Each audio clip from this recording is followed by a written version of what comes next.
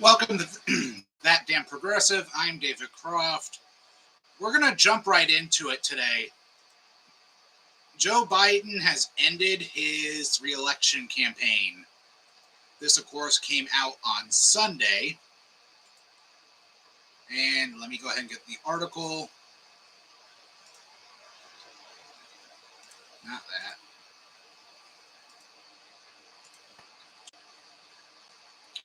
President Joe Biden officially drops out of the presidential race. Why is that there? And we're getting pop-ups. President Joe Biden announced on Sunday that he will end his presidential re-election campaign, bringing an abrupt and humbling conclusion to his half-century-long political career and scrambling the race for the White House less than 4 months before election.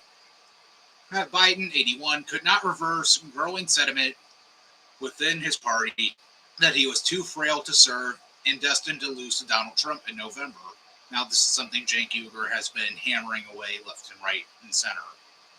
Same with James Carville, same with Bill Maher, Jon Stewart. A lot of people have been saying that.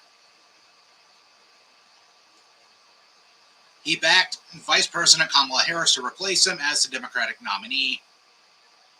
As far as the full statement is concerned, let's get this up here.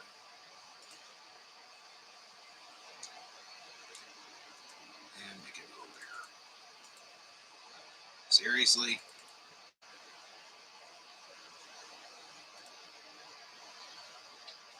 All right, so the statement says, my fellow Americans, over the past 3.5 years, we have made great progress as a nation. Today, America has the strongest economy in the world. We've made historic investments in rebuilding our nation and lowering prescription drug costs. Yeah, you lowered a couple, not so many, like you're saying here.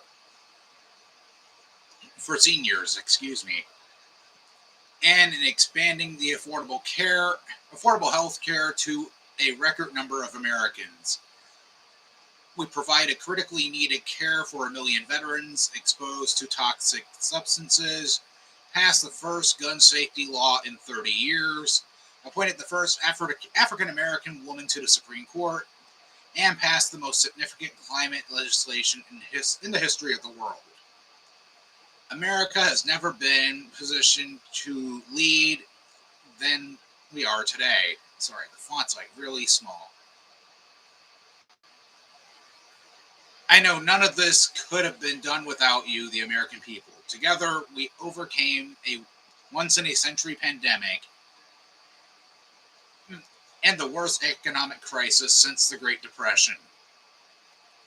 We've protected and preserved our democracy, and we've revitalized and strengthened our alliances around the world. Now, this part actually is true. He did strengthen the alliances. Look at NATO. We now have Finland and Sweden as a part of NATO. It has been the greatest honor of my life to serve as your president, and while it has been my intention to seek re-election, I believe it is in the best interest of my party and the country. I would not have worded it like that, bud. I would have worded it country first. For me to stand down and to focus solely on fulfilling my duties as president for the remainder of my term.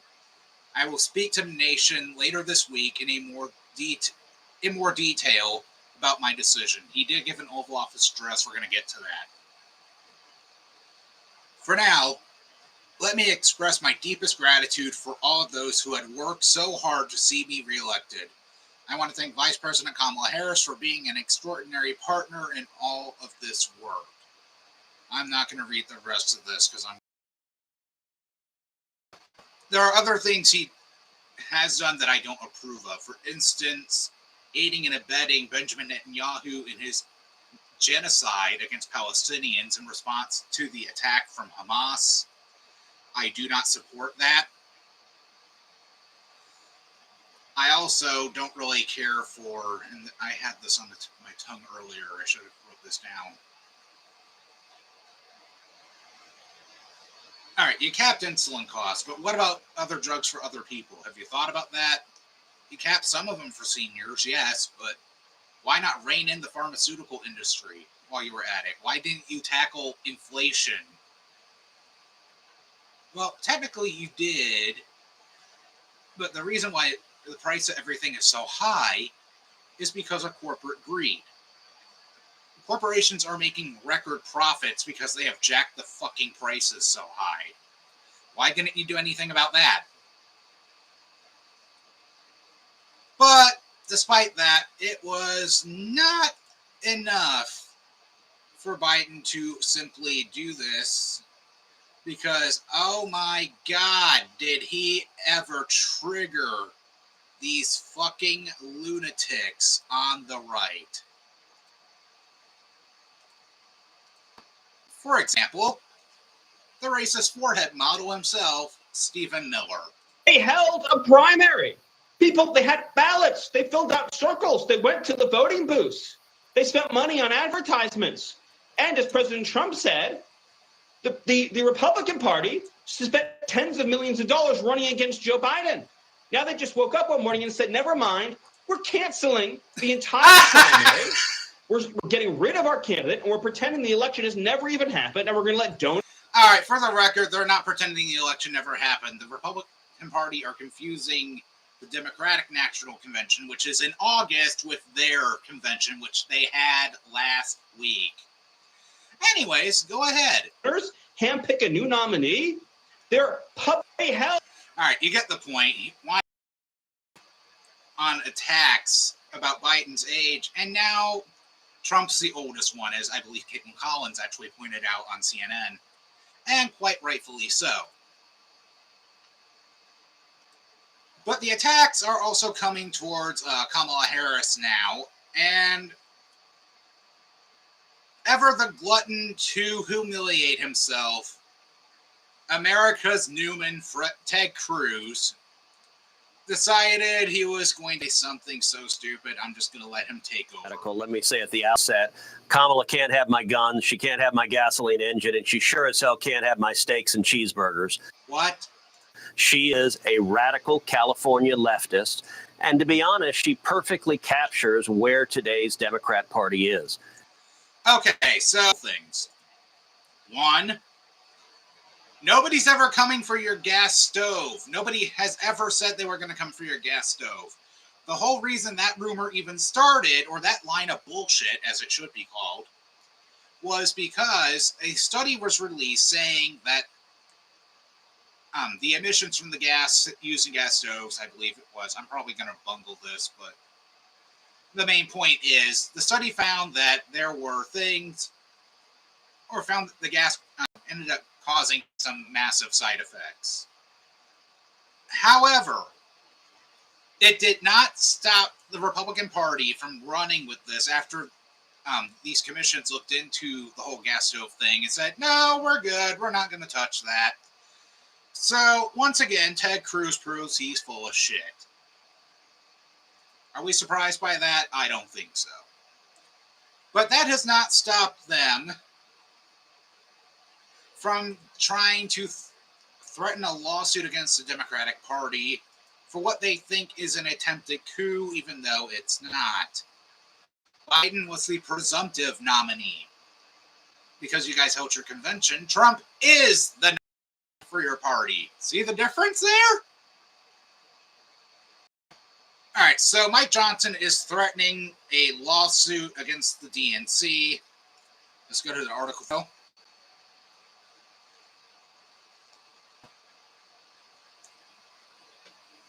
Speaking on ABC's This Week, Johnson said every state has its own system, and in some of these, it's not possible to simply just switch out a candidate.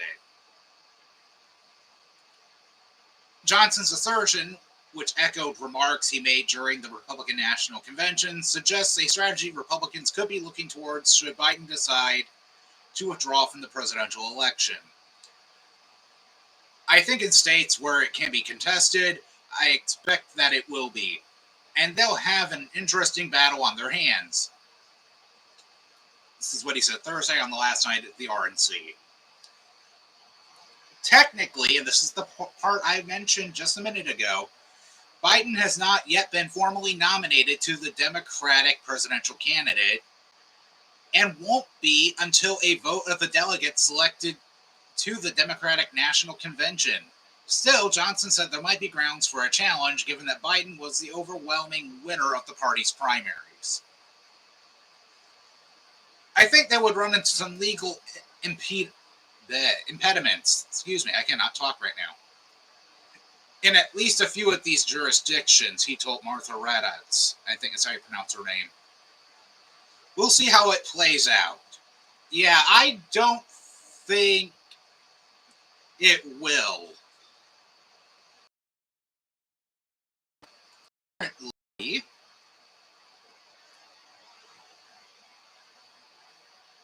let's see. I accidentally put these in the wrong order. She's having some pretty big cash hauls. This is from CBS News. Let me share it.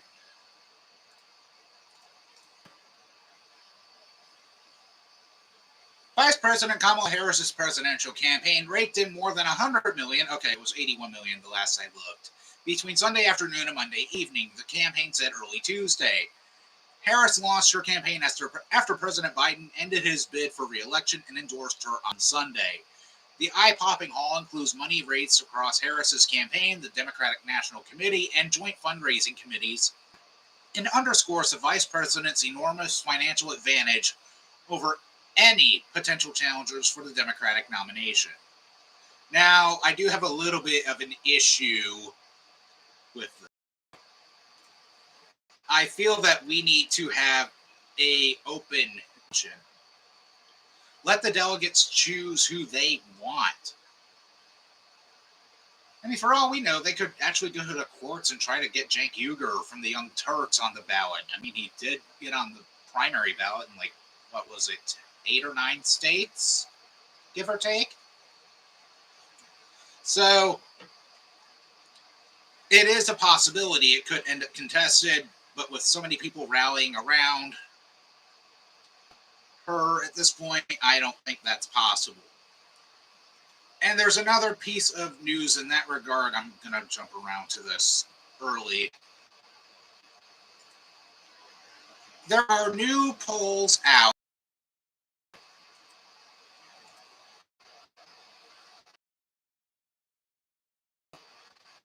that Kamala Harris is doing better than Biden against Trump. Let me share this first one.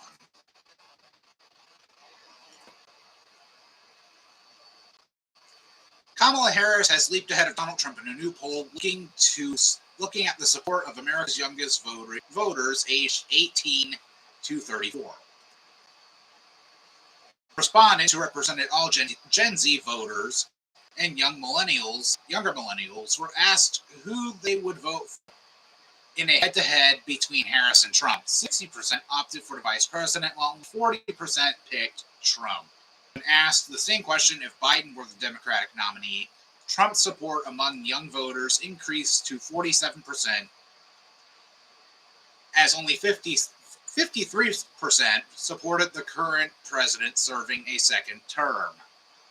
Ouch.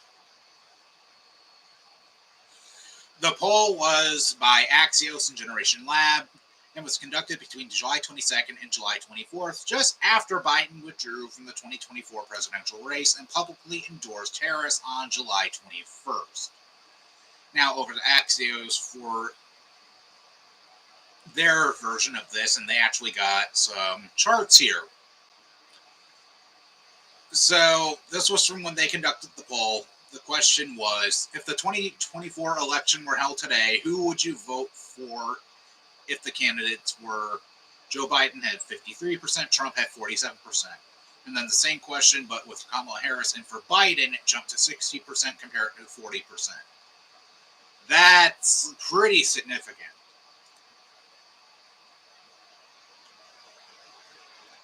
Not to mention, oh, get off. There we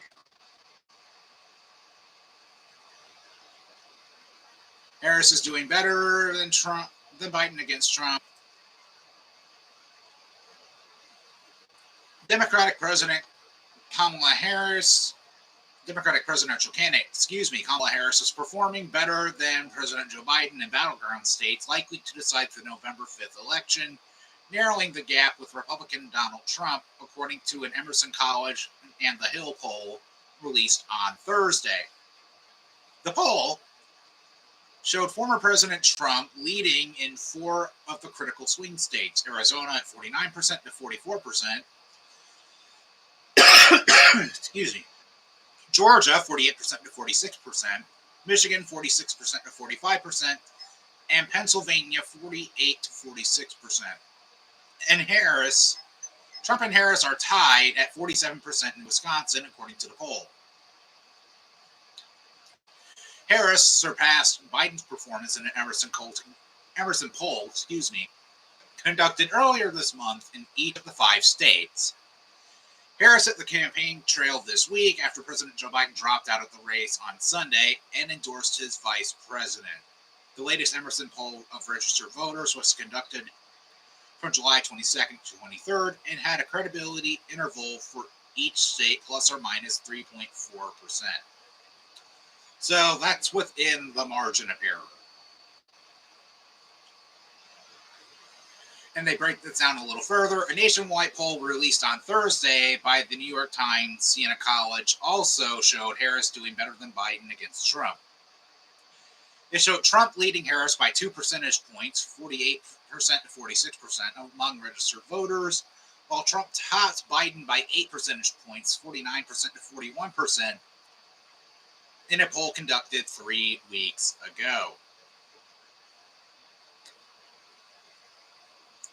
That New York Times Siena College poll was of 1,142 registered voters nationwide and had a margin error of 3.3%. Wow. A Reuters Ipsos poll released on Tuesday showed Harris with a 44% to 42% lead over Trump, a difference within the 3 percentage point margin of error.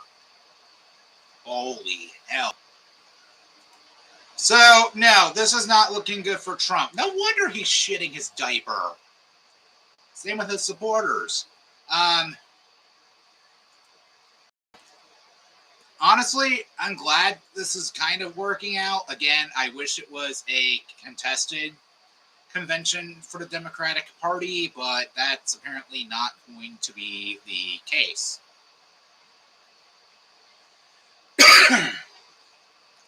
All right, I do want to go over to Joe Biden's Oval Office address. Give me 1 second to get that going.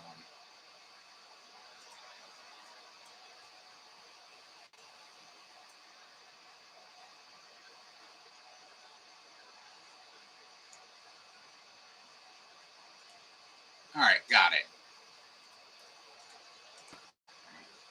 Let's have at it. I'm just going to let him speak because I need a little rest.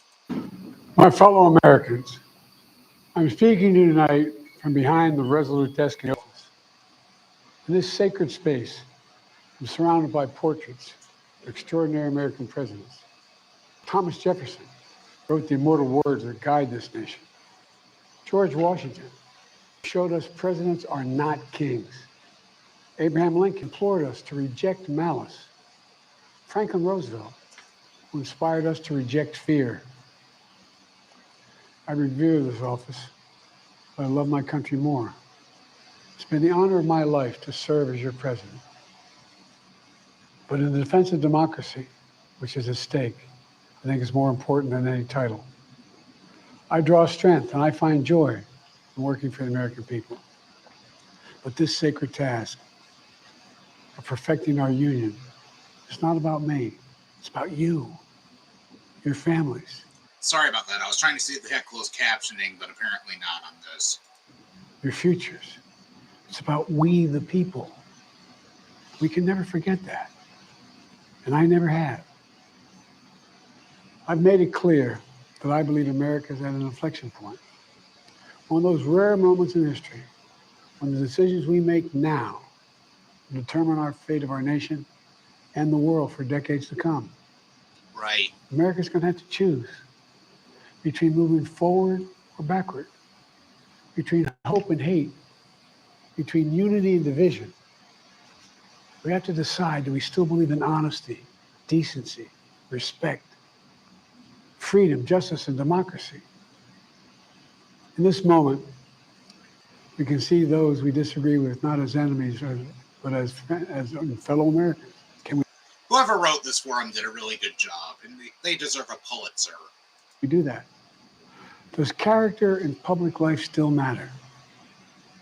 I believe I know the answer to these questions because I know you, the American people. And I know this: we are a great nation because we are good people. When you elected me to this office, I promised to always level with you, to tell you the truth. And the truth, the sacred cause of this country, is larger than any one of us. And those of us who cherish that cause cherish it so much. The cause of American democracy itself must unite to protect it.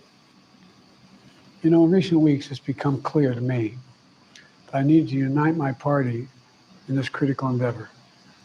I believe my record as president, my leadership in the world, my vision for America's future, all merited a second term. But nothing can come in the way of saving our democracy. That includes personal ambition. So I've decided the best way forward is to pass the torch to a new generation. Something he was supposed to do before he decided to seek re-election and ultimately drop out. That's something that really needs to be highlighted right here. Best way to unite our nation. You know, there is a time and a place for long years of experience in public life. There's also a time and a place for new voices, fresh voices, yes, younger voices. And that time and place is now. Over the next 6 months, I'll be focused on doing my job as president. That means I'll continue to lower costs for hardworking families, grow our economy.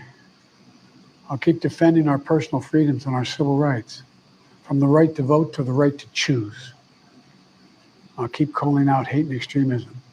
Make it clear there is no place in America for political violence or any violence ever, period. Even violence that's carried out by other Republicans against Republicans because they have easy access to military-grade firearms. I'm going to keep speaking out to protect our kids from gun violence. Our planet from climate crisis is the existential threat. And I will keep fighting for my cancer moonshot so we can end cancer as we know it, because we can do it. And I'm going to call for Supreme Court reform because this is critical to our democracy. Supreme Court reform. You know, I will keep working to ensure America remains strong, secure, and the leader of the free world. I'm the first president in this century to report to the American people that the United States is not at war anywhere in the world. We'll keep rallying a coalition of proud nations to stop Putin from taking over Ukraine, doing more damage. It's something Republicans have been trying so hard to avoid having to help with, by the way. Ask Marge, she'll tell you.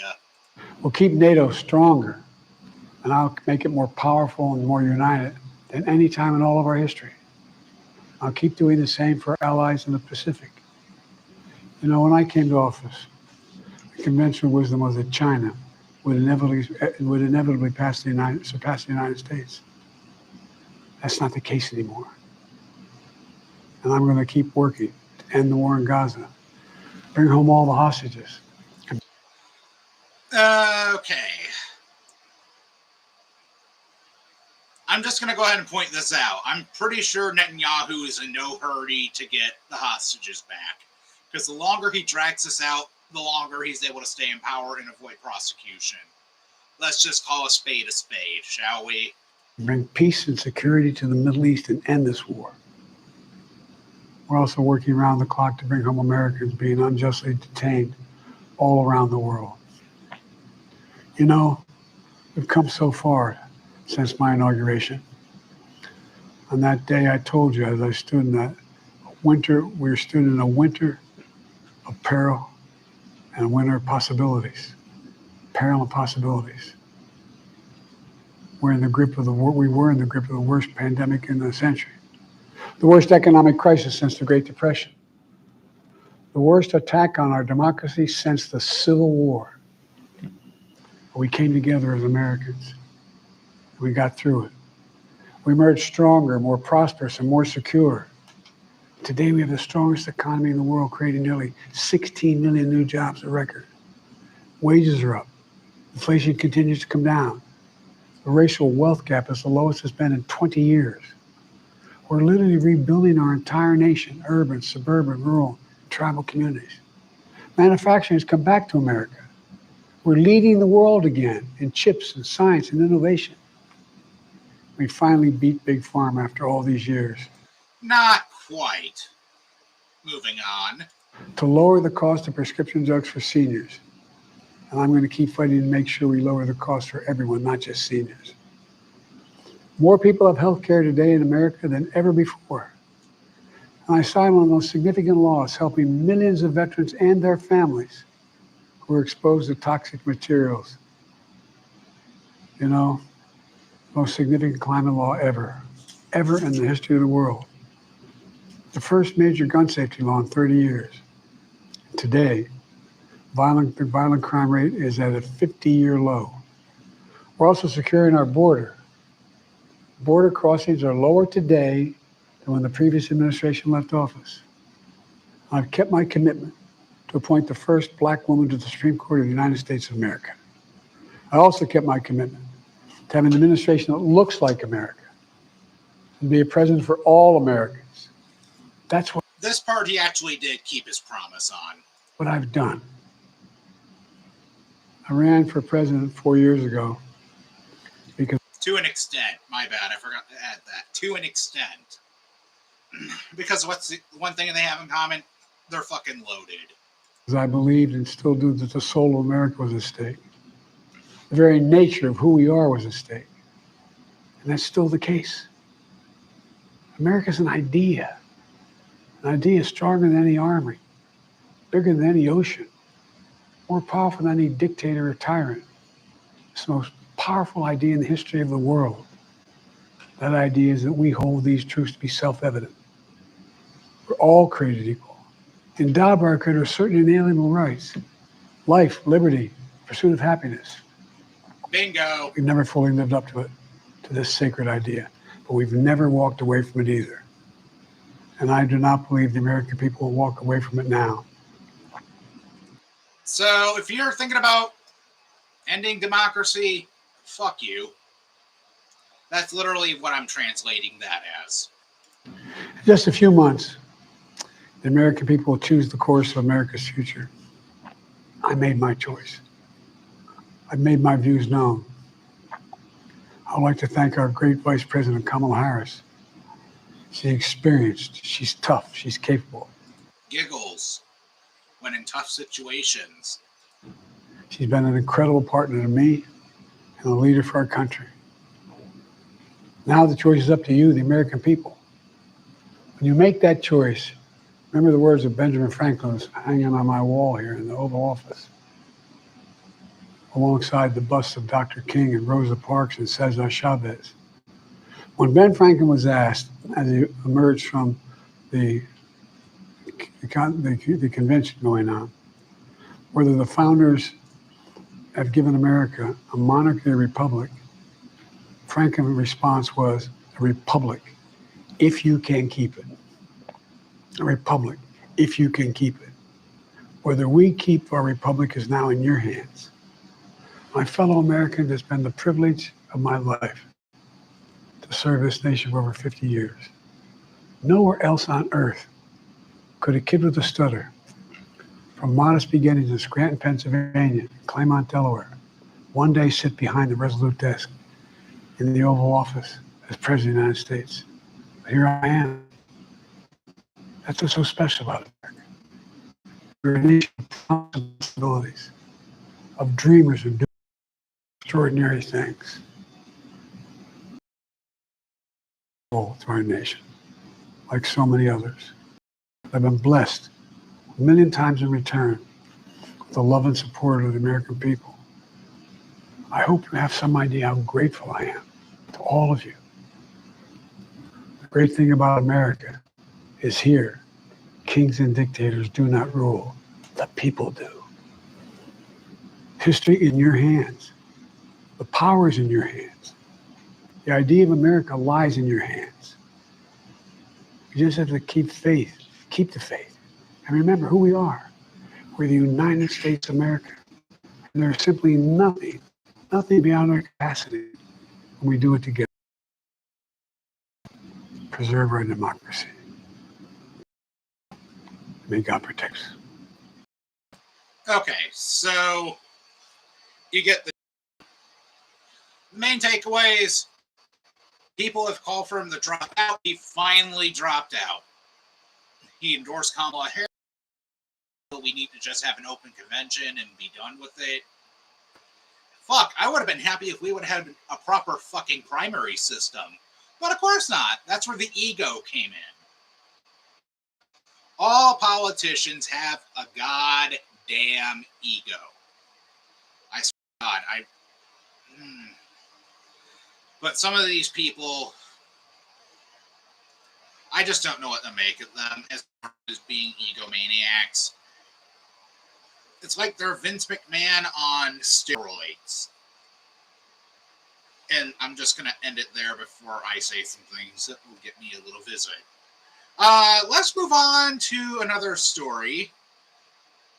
I wanted to talk about the story I saw in NBC News. A police officer in Texas tried to file criminal charges against 3 school librarians over what he deemed pornography. Now, this obviously failed.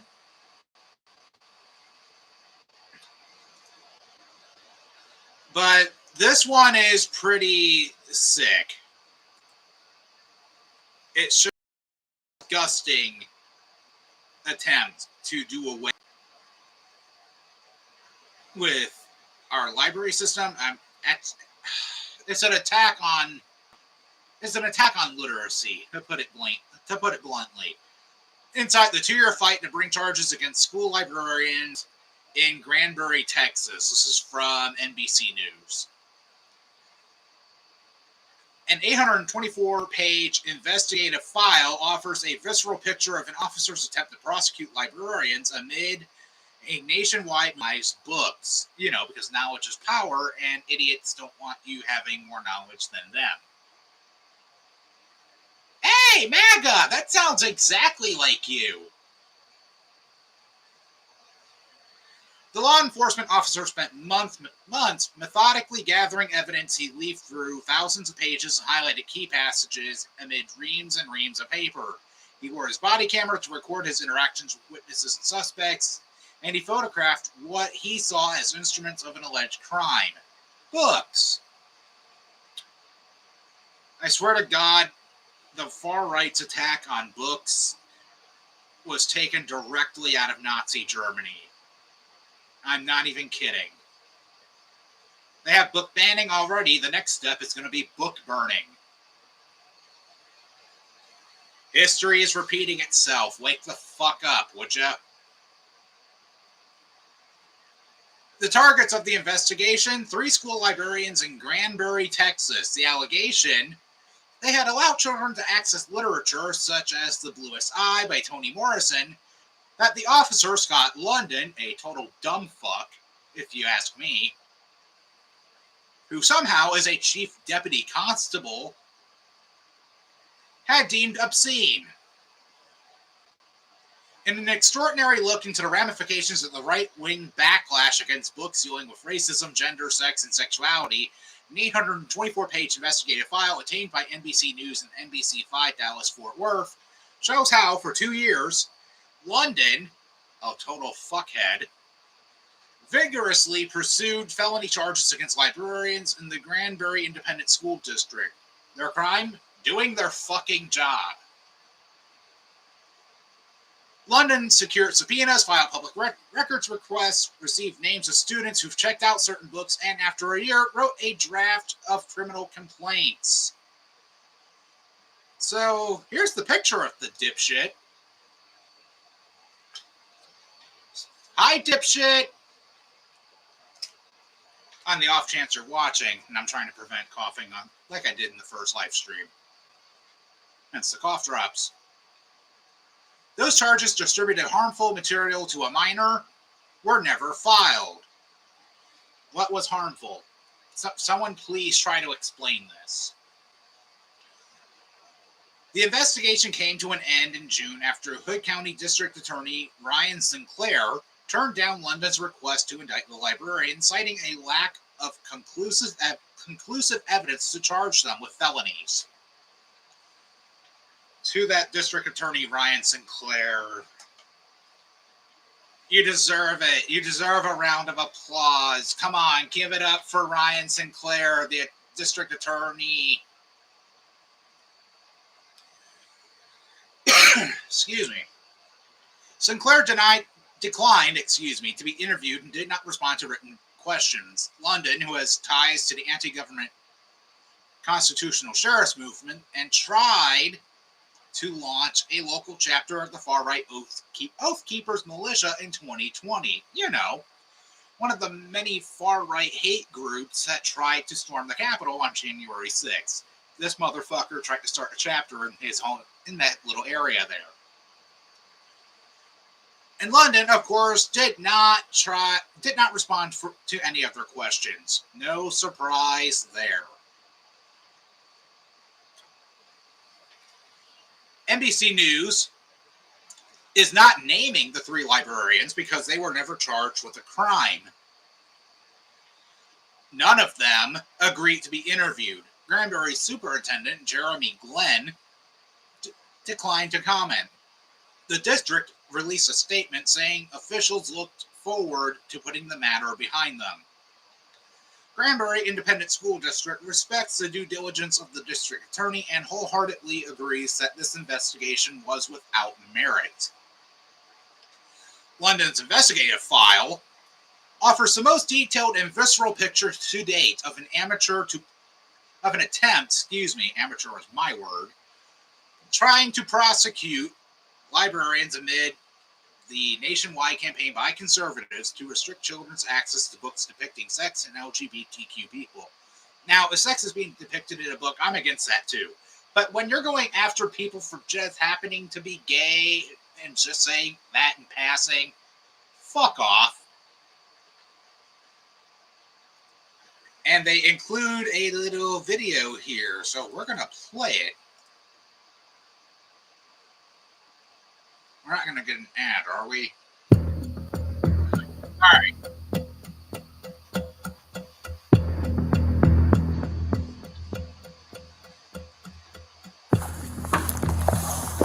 Now, this is the body cam footage that we're talking about. Look at this. Look at this moron.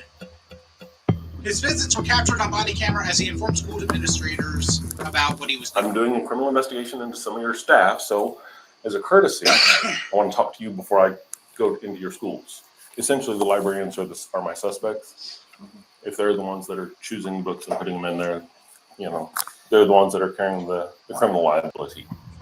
What drugs is he on? You're the librarian, correct? So I wanted to give you the same opportunity. And I got to give my little disclaimer first. Sure. What I'm doing is not an administrative investigation, so I cannot compel you to talk to me. As a matter of fact, I don't want Then why the fuck are you there? Can you answer that, asshole? to compel you to talk to me. Fifth Amendment says you have a right against self-incrimination. She could, but even if she compelled you to talk to me, I still can't use that statement. Okay. Because what I'm doing is not an administrative investigation. Obviously, there's been an allegation of books that were in conflict of the penal code in the library. And so that's what I'm looking into. Librarians, the constable, I use that term incredibly loosely here. Librarians, the dumb fuck question, declined to speak without an attorney present, which honestly, smart move because this dumbass somehow has a fucking badge.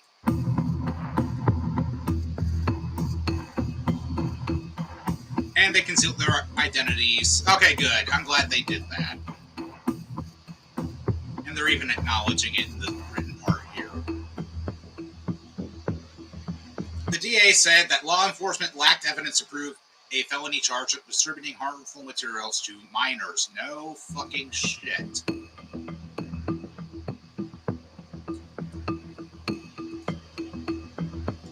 In a letter to the district attorney, London said even if charges could not be proven beyond a reasonable doubt, he believed charges should be brought based on a lower threshold of probable cause. What probable cause, dipshit? What the fuck are you even talking about?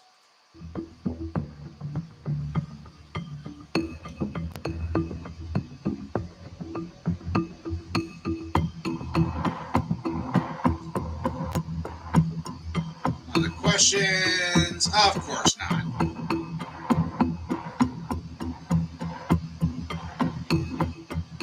And of course it remained open. All right, we're going to skip through that now.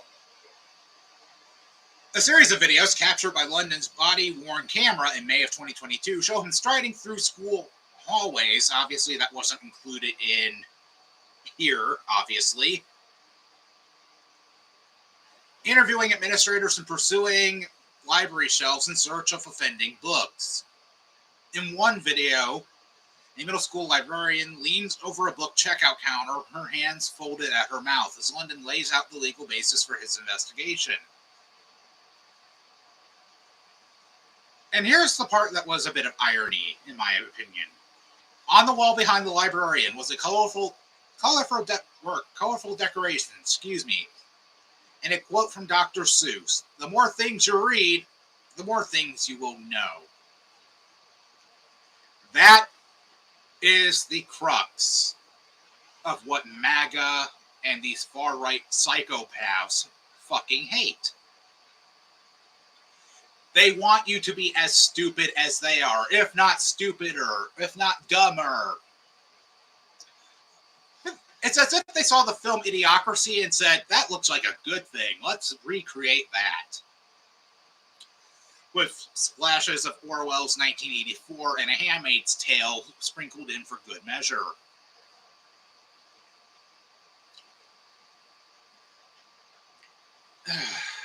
My God.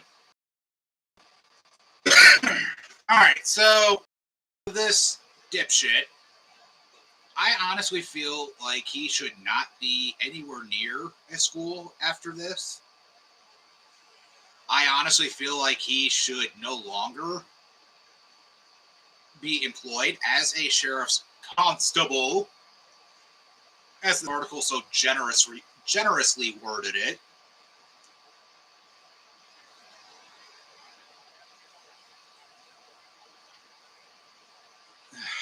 Jesus Christ. Let me go back to the article real quick, because there's more. Granbury's battle over school library books began in early 2022. That January, Glenn, Granbury's superintendent, directed librarians to remove books that contained descriptions of sex and LGBTQ storylines, according to a secret reporting by NBC News, ProPublica, and the Texas Tribune. The district later appointed a panel of community volunteers to review dozens of books that the Republican state legislature had flagged as inappropriate. They want to protect children, yet they're more than happy to let 10-year-olds have babies. Look at their draconian abortion ban.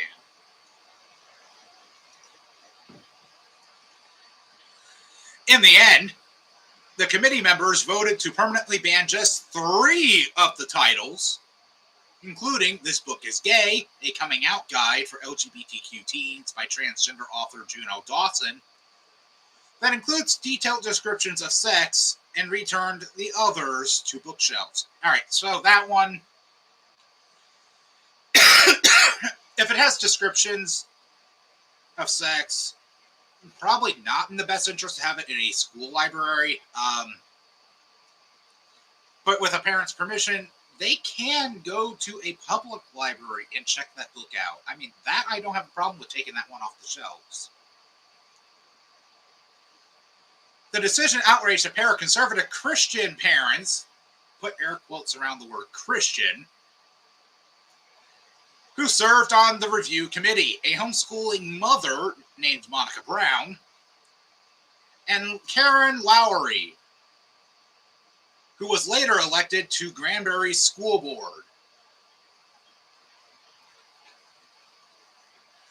On May 2nd, 2022, according to a case summary included in London's investigative file,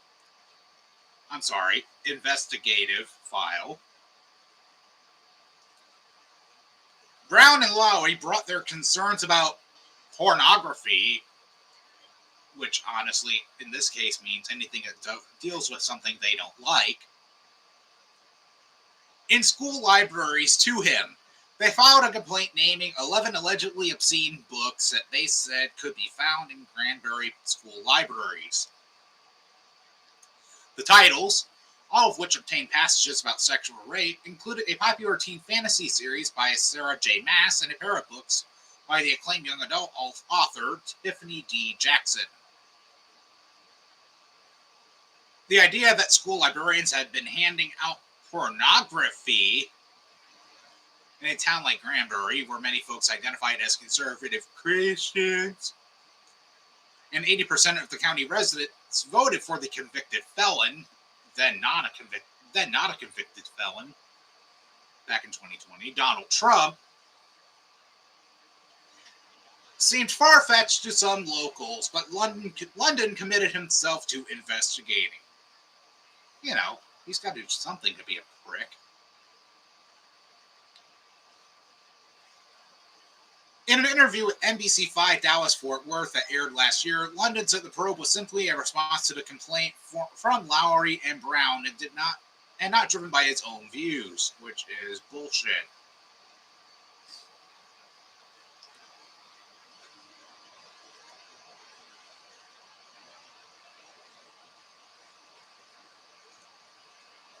Body camera footage shows London making small talk with administrators and repeating a joke about being more of a math guy when he was a pupil. In one encounter with the superintendent Glenn on May 3rd, 2022, London explained his approach to the case. Just because I work for the government, I can't go give a 13-year-old a Hustler magazine. If you're showing pictures of a vagina covered in boils, it's a part of sex ed. You can justify it. But if it's smut for smut's sake, it's not justified. Said this is coming from a guy who most likely is a Christian Republican who believe abstinence is a good way to get around teen pregnancy and all that, without taking into accountability rape, which women then get rape shamed for it, and without taking into account that back in 2005, girls were actually practicing anal.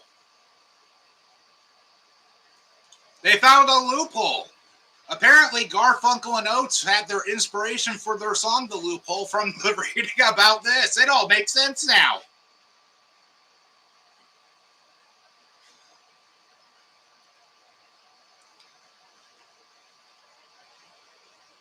Each of his meetings with the three librarians, London explained that they were under no obligation to speak to him. No fucking shit. One by one, and rightfully so, the librarians declined to answer questions. One of them was obviously nervous, and another said, I was told not to say anything unless I have legal. So, smart librarian. Paul Hyde, a Granbury attorney who served on the volunteer committee tasked with reviewing dozens of school library books, said he informally advised two of the accused librarians early in London's investigation and saw the toll it had taken on them. These women, that are amazing educators and librarians, have been terrified for over 2 years now, that they're going to get arrested, hauled off to jail on felony charges of providing pornography to minors. We lost a great librarian because one of the librarians turns out left the district. Thanks, idiot. It's bad enough we have a goddamn teacher shortage in this fucking country. And now we also have these right-wing nut jobs going around and harassing educators for things they don't like. Oh, we don't want you to teach the truth about slavery. Oh, we don't like this. We don't like that. Blah, blah, blah. Fuck off. You're not a goddamn educator. Fuck you.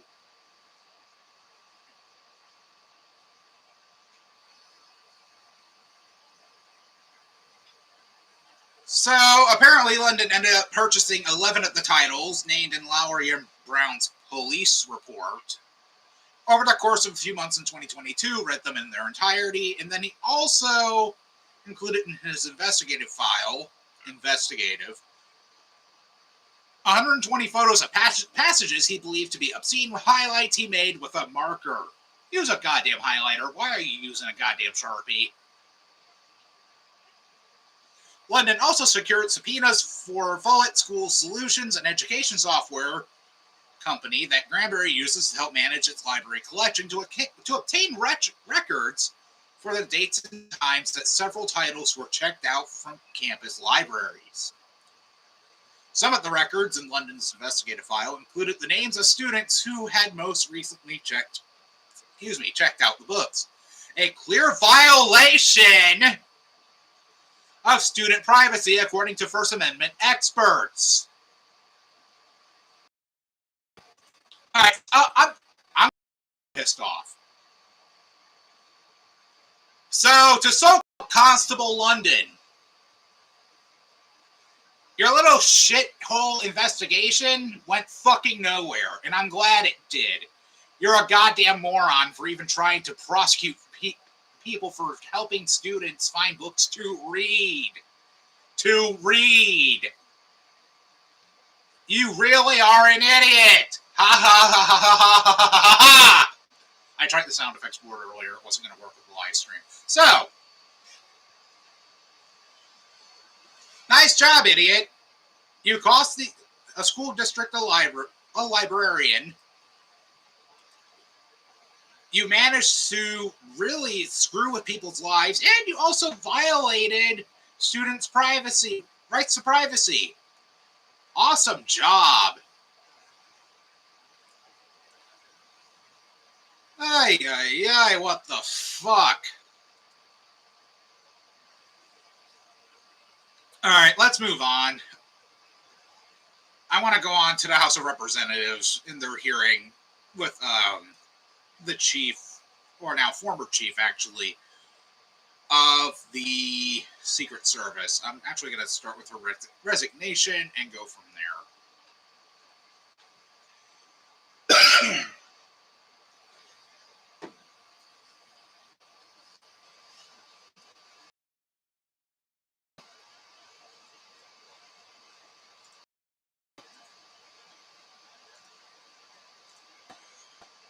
This is from Reuters. U.S. Secret Service Director Kimberly Cheadle resigned after the agency came under harsh scrutiny for its failure to stop a would-be assassin from wounding former President Donald Trump during a campaign rally, the White House said on Tuesday. The Secret Service, which is responsible for protection of current and former presidents, faces a crisis after a gunman, Thomas Matthew Crooks, patriot. Let's go ahead and get that out of the way in case anybody jumps in the chat and says, oh, he's a patriot. Fuck you. He's not. He put a target on every single person's back who's not subscribed to the cult of Donald Trump.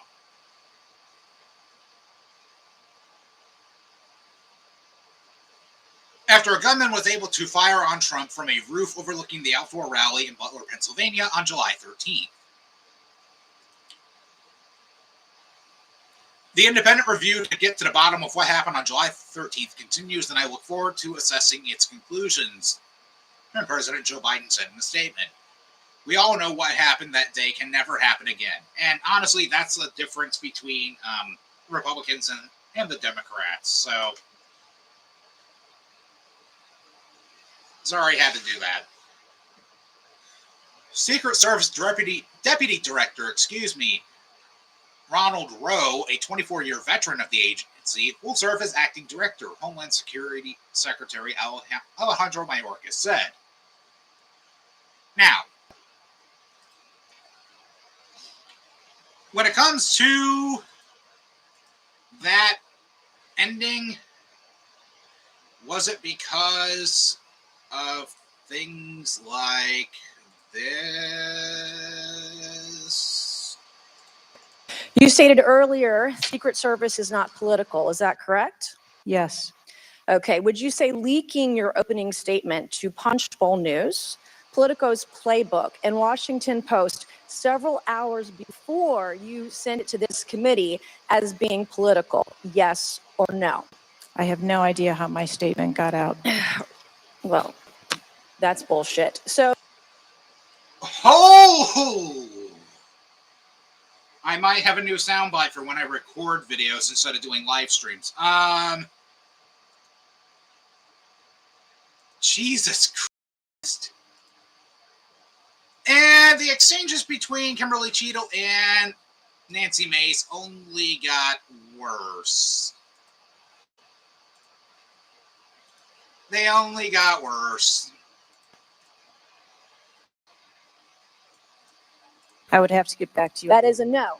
You're full of shit today. You're just being completely dishonest. Mr. Chairman, Completely dishonest. Mr. Chairman, I would have to get.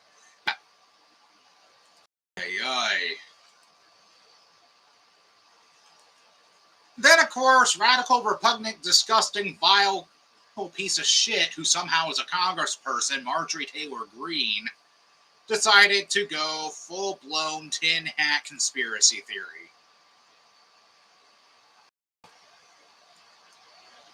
But first, the clip that led up to that.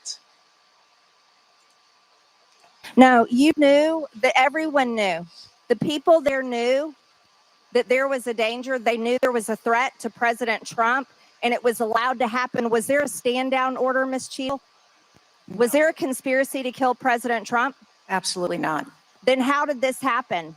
And why are you still sitting here not turning in your letter of resignation? She already did. But this was also on Monday, so who am I kidding? Now,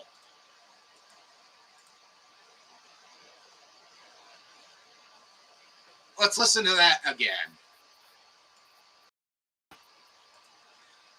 Was there a conspiracy? I'll play it again. Was there a conspiracy to kill President Trump? Absolutely not. Then how did this happen? And why are you still sitting here not turning in your letter of resignation? Last question, but please answer, and then I'll recognize Mr. Presley. Please answer the question. That is what we are investigating to determine. We're waiting for your letter. We're waiting for your letter of resignation. Well, you got it, bitch. All right, so total chaos. Then on Wednesday, FBI Director Christopher Wray ended up testifying to the House committee. And the one key takeaway I got from this was what Wray had to say in regards to what he thinks happened. Trump's ear that would result in a maxi pad being placed on it instead of, I don't know, an actual bandage. I think with respect to former President Trump, there's some question about whether or not it's a bullet or shrapnel that that hit his ear. So it's conceivable. Although, as I sit here right now, I don't know whether that bullet, in addition to causing the grazing, could have also landed somewhere else. But I believe we've accounted for all of the shots in the cartridges. So let us. All right.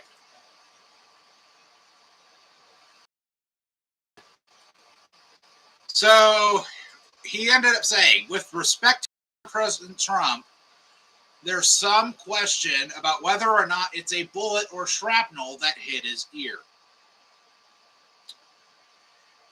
And if you think Trump didn't go to Truth Central or Truth Social, or however the fuck he calls it now, Oh, you are so wrong.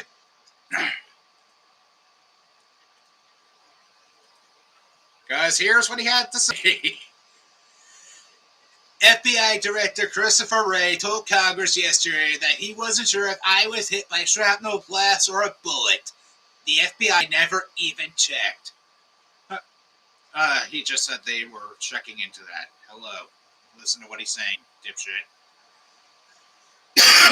But he was sure that crooked Joe Biden was physically and cognitively uneventful. Wrong. Biden had nothing to do with it, you dipshit. Try again. That's why he knows nothing about the terrorists and other criminals pouring into our countries that okay, let me stop there. There are no record criminals coming into this country. Sorry, having to use another cough drop. His only focus in destroying January 6th patriots, raiding Mar-a-Lago, and saving radical left lunatics. All right, stopping again. The people on January 6th who you are calling patriots are actually called traitors. They are traitors to this country, whether you want to admit that or not. And again, they adore you like you're some second coming of Christ, even though you're more like the second coming of the Antichrist, but I digress. Raiding Mar-a-Lago, they had a search warrant. They even went the extra mile to make sure you weren't even fucking there.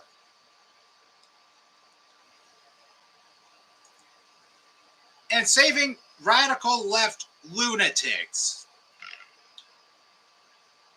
Like the ones now in D.C. burning American flags and spray painting all over our great national monuments with zero attribution. There's no evidence of that.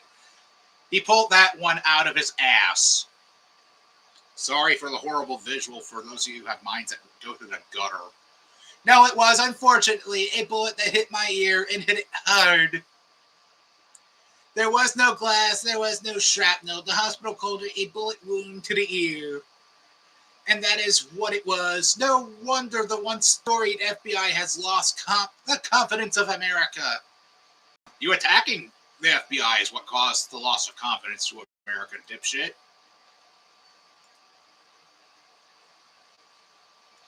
This is still an ongoing investigation, so lie all you want, profit off it all you want, because we all know you're using the goddamn image of you holding your fist in the air as if you're this. I'm not going to go there. You're trying to profit off of it because grifters are going to grift no matter what.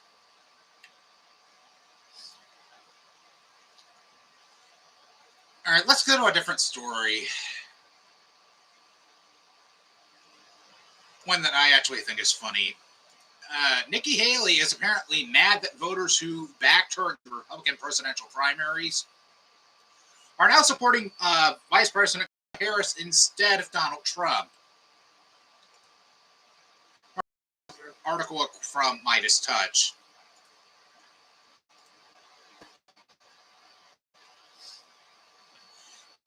The Haley Voters for Harris PAC has issued a public response to a cease and desist letter reportedly sent by a law firm representing former Ambassador Nikki Haley. The letter demands that the group stops using Haley's name, image, likeness, asserting that such use implements her support for Vice President Kamala Harris, which Haley denied. They're saying they were your voters. They were your voters. That's what they're saying. In a press statement, the PAC acknowledged press reports about the legal threat and promised to review the letter with their legal counsel upon receipt. They emphasized their mission to rally former Haley supporters around Harris, highlighting their independence from Haley's official campaign. Our rights to engage with voters and encourage them to vote for Vice President Harris, who in our view is the clear better choice for the country, will not be suppressed, the statement declared.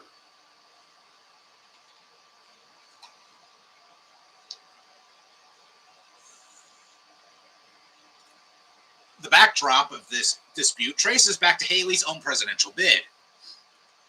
After launching her campaign in February of last year, Haley became the first major Republican to challenge Donald Trump. Despite dropping out in early March, she continued to garner significant support in subsequent primaries, with up to 20% of the vote in some cases. Which is true, she actually did. Haley voters frequently told exit pollsters that they would never vote for Donald Trump, and many stated they would vote for the Democratic nominee. Despite Haley's fervent opposition to Trump during the primary race and her frequent comments stating that Trump is a threat to the nation and unfit to lead, she chose to endorse the motherfucker. Chose to endorse the motherfuckers are my words.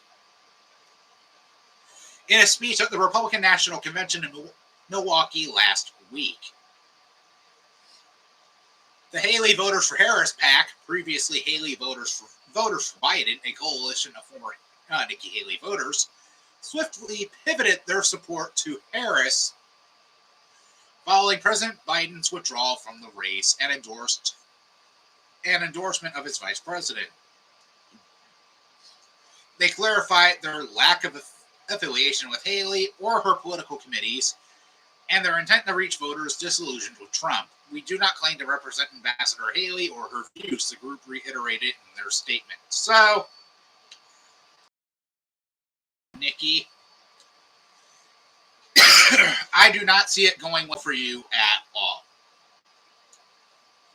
All right, so that's going to do it for this week's episode. I might pop on and cover 2 more stories tomorrow, if not Monday for sure. So, thanks for tuning in. See you next week. Bye-bye.